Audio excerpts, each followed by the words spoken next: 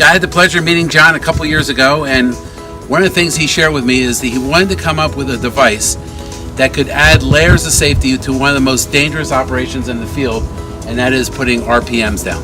So I'd just like, in John's words, share with what we were able to accomplish between Royal and Jorgensen with this amazing truck. So Rob, just to give you some history, the way we install RPMs was with a pickup truck towing a trailer. Right. Just left our guys out there in the winds to be killed. It was just suicidal on our part.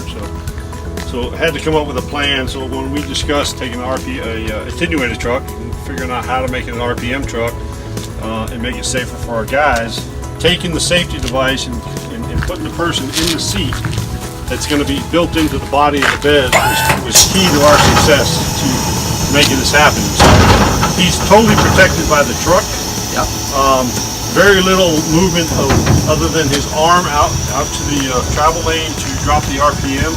His legs and everything's secured. Once the seat goes in, it'll be seat belted in. And everything's attached. The RPM is at ease for him to get to. So everything's at his fingertips to do the job as safe as we could. These are all adjustable. There'll be 9 of them. We can place any color we want in here. They're at his fingertips.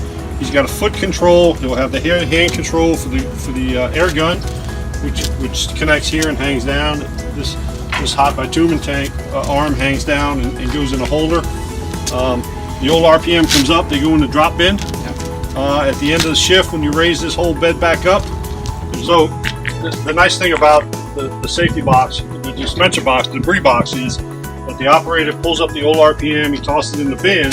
At the end of the shift, when they raise the unit back up to 2, they just open the chute, and at ease, all the RPMs come out. Nobody's getting hurt, strained in the back, or anything dealing with old RPMs. So how do you I know we spent a lot of time in this area in the development, but the idea is that we wanted the operator not to have to reach for anything. So the dispensers are right here, the disposal's right here. Let's talk about the guns. So the ideal thing of the gun, if the operator's sitting in here, control the gun with his foot pedal, with his foot, but it's just of ease, putting it out, dropping the bitumen, putting it back in the holder. It gets the RPM, chisels the old RPM up, boom, in the bucket it goes. Everything's back in the holder in a safe spot, and they move on to the next RPM. So it's everything that we thought of and we put on paper to you was in the safety, taking the safety measures of all our guy working and his behavior, what he's going to do each and every shift. So we added an air compressor, outdoor air compressor that takes care of the air gun. Right.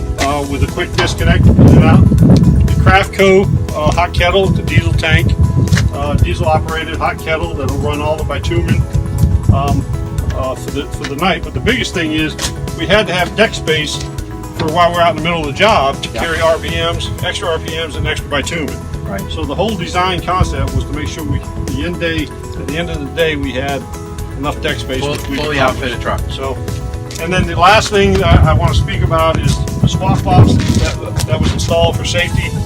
The operators down here working each and every shift can talk directly to the cab driver, and they can communicate back and forth without screaming and looking for a radio or hand. Right. It's all hands-free. There's a camera that's looking at from the driver. You can see the operator at all times to make sure safety.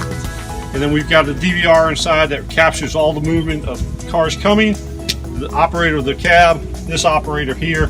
So at the end of the day, we can see if things are going right or going wrong. Yeah. So John, in conclusion, we've had the pleasure of building you quite a few TMA trucks. This obviously is one of the most unique builds that we've ever had the opportunity to do. When it's all said and done, now we deliver to your office here in Florida.